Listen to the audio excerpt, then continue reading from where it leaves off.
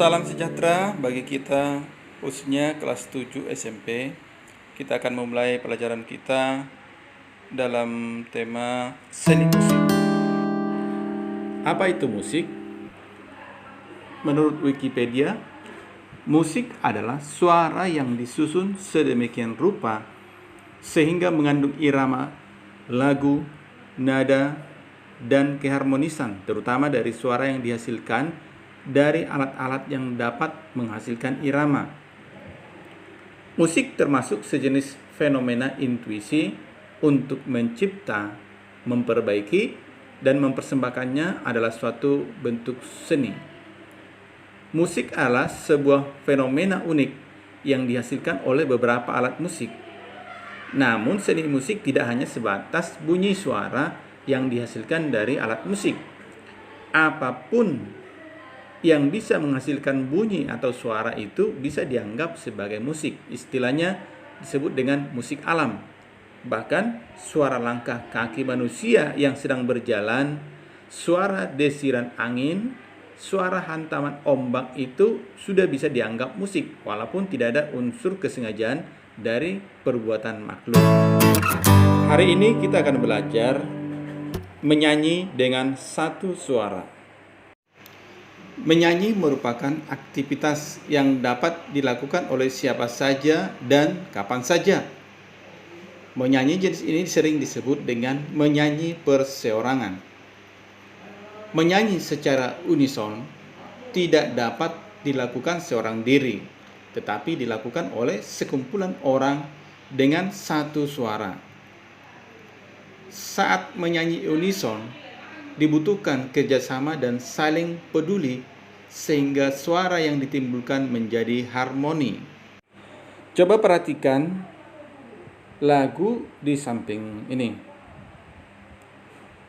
Di sini ada partitur lagu, baik not angka maupun not balok, dengan judul Dari Sabang Sampai Merauke. Coba amati lagu berikut ini. Nah, dan sekarang setelah kalian mengamati partitur lagu Dari Sabang Sampai Merauke, nah, coba jawab pertanyaan berikut ini. Dapatkah kamu membaca notasi angka atau notasi balok dari Sabang sampai Merauke? Baik, coba perhatikan dan kalau bisa kalian ikuti ya. Bapak akan nyanyikan dari not angkanya. Siap? Mulai. Sol, sol, do, mi, sol, mi, do, sol, fa, mi, re, do. Do, re, mi, re, fa, mi, do, la, re, do, si, la, sol. Sol, sol, re, mi, re, si, sol.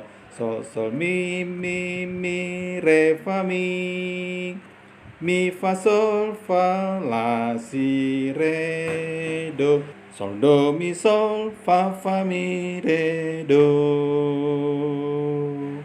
Gampang bukan? Coba kamu ulang-ulang menyanyikan dari not angkanya sampai kamu betul-betul ingat. Pertanyaan kedua, apakah kamu bisa menyanyikan lagu tersebut? Kalau kita sudah tahu menyanyikan dari not angkanya, tentunya sangat mudah untuk belajar lagu ini. Nah, coba perhatikan kembali. Dari Sabang sampai Merauke, berjajar pulau-pulau, sambung menyambung menjadi satu, itulah Indonesia. Indonesia tanah airku, aku berjanji padamu, menjunjung tanah airku, tanah airku Indonesia. Nah, jadi intinya Untuk belajar lagu akan lebih cepat kita ketahui kalau kita bisa mempelajari not angkanya maupun not balok. Pertanyaan selanjutnya, jika kamu sudah bisa menyanyikan lagu dari Sabang sampai Merauke, apakah lagu yang kamu nyanyikan sesuai dengan partitur atau teks lagunya? Nah, kembali Bapak sampaikan, makanya kalau belajar lagu, mulailah belajar dari not angkanya supaya benar-benar tepat dan kita bisa mengikuti not yang sebenarnya, lagu yang sebenarnya, dan tentunya juga pasti bisa tidak salah-salah baik dari not maupun dari teksnya. Pertanyaan selanjutnya, tahukah kamu asal-usul lagu dari Sabang sampai Merauke? Lagu ini adalah sebuah lagu yang menceritakan tentang geografi dan betapa luasnya negeri kita, Indonesia. Dari Sabang yang berada di ujung Pulau Sumatera sampai Merauke yang berada di ujung Papua, terdapat pulau-pulau yang berjejer dan membentang luas, namun tetap dalam satu naungan NKRI. Dan lagu ini diciptakan oleh R. Suharjo. Selanjutnya, apakah kamu dapat menyanyikan nada-nada yang panjang yang bernilai 4 hitungan pada lagu dari Sabang sampai Merauke? Nah, pada lagu ini, nada yang bernilai 4 hitungan hanya satu. Itu di bagian terakhir, penutup Indonesia. Tanah airku Indonesia. Indonesia, sianya itu, nada do terakhir itu bernilai 4 hitungan. Nah, untuk kita dapat menyanyikannya 4 ketukan dalam satu pernapasan, maka kita harus berlatih, ya, berlatih dan juga tentunya olahraga supaya pernapasan kita bisa panjang. Pertanyaan selanjutnya, tahukah kamu sumber suara manusia?